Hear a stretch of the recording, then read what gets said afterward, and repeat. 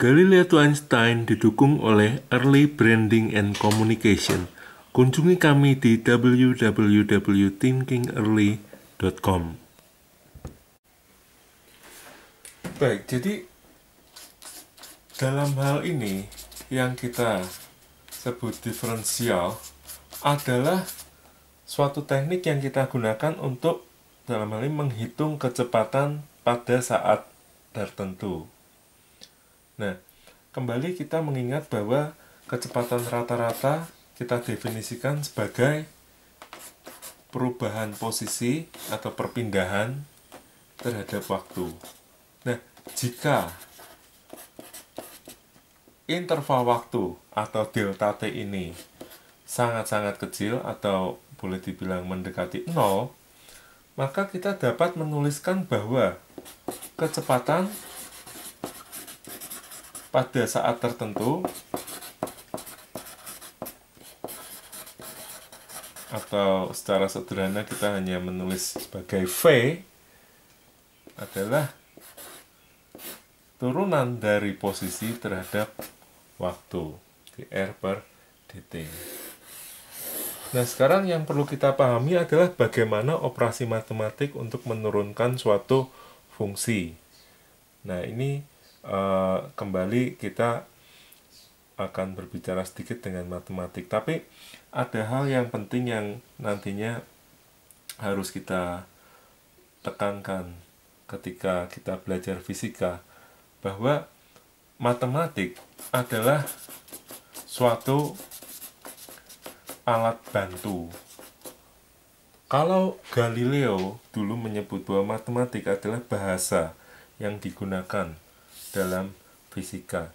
Nah, memang kita perlu juga mempelajari matematika ini, karena bagaimanapun ketika kita ingin belajar tentang suatu hal, kita harus mengerti bahasa yang digunakan. Tapi matematik bukanlah segala sesuatu. Artinya, tentu kita tidak akan semuanya berurusan dengan perhitungan matematika turunan, atau nanti kita belajar juga dengan apa yang disebut integral, dan berhenti sampai di situ menghitung turunan atau integral dari suatu fungsi. Sebab apabila kita hanya berhenti dengan perhitungan-perhitungan tersebut, kita tidak bisa memberikan suatu makna yang penting dari apa yang kita dapatkan. Jadi lebih penting lagi adalah setelah kita mendapatkan hasil dari suatu proses perhitungan matematika kita harus bisa memaknai apa yang kita dapatkan tersebut. Misalkan bagaimana gerak benda itu, atau bagaimanakah posisi benda terhadap waktunya, itu yang jauh lebih penting. Atau lebih jauh lagi ketika kita belajar mengenai listrik, magnet, apa yang kita bisa dapatkan dari perhitungan matematika kita, itu yang lebih penting. Nah, baik, sekarang kalau misalkan kita punya sebuah fungsi waktu, katakanlah fungsinya seperti ini. Jadi X misalkan sama dengan suatu bilangan, sebut saja A, dikalikan T dipangkatkan N. Maka turunan pertama, atau ditulis dx per dt, turunan posisi X terhadap waktu dapat dihitung, yakni A dikalikan N T pangkat N-1. Jadi ini yang disebut sebagai turunan pertama dari posisi X terhadap waktu, yang mana nanti kita akan sebut sebagai dalam hal ini kecepatan dalam arah sumbu X. Jadi secara umum, yakni dengan ini pangkatnya kita bisa pindahkan ke depan N, lalu nilai pangkatnya kita kurangkan 1. Namun perlu diingat bahwa ini hanya salah satu fungsi yang ada. Artinya ketika kita menjumpai fungsi yang lain dalam matematika, misalkan fungsi trigonometri seperti sinus, kosinus, atau yang lainnya, fungsi eksponensial, maka kita akan menjumpai pula bentuk-bentuk nilai atau turunan yang lain-lainnya. Dan saya pikir untuk bagian ini kita saat ini mencukupkan diri dengan fungsi pangkat ini saja.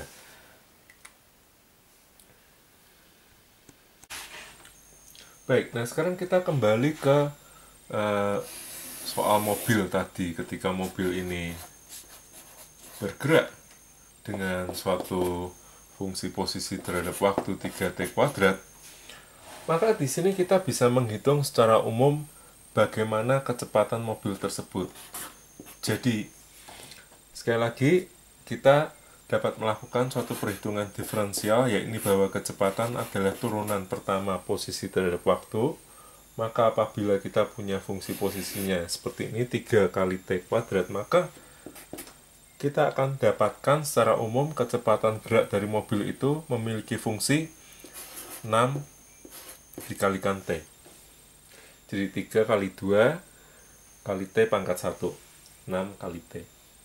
Nah, kalau tidak ada tambahan apa-apa di sini, berarti kita dapat mengatakan bahwa kecepatan awal dari benda tadi atau kecepatannya adalah 0. Jadi 0 di sini adalah kecepatan awal.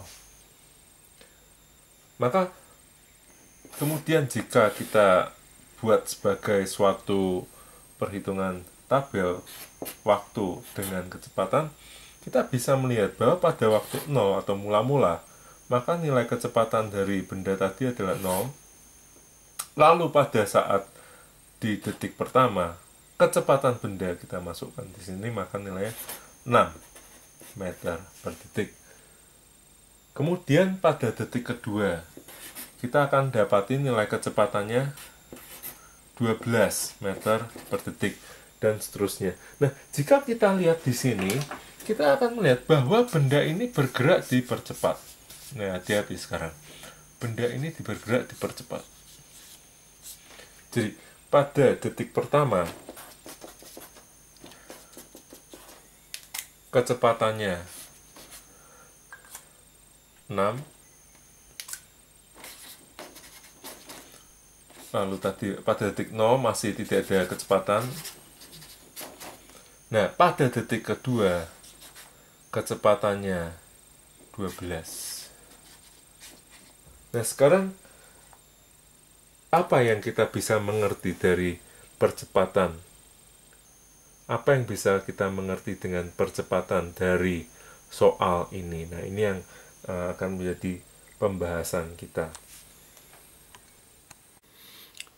Bagi rekan-rekan yang tertarik untuk memberi support atau sponsor kepada Galileo to Einstein, silakan hubungi kami lewat email g2ephysics@gmail.com. Terima kasih.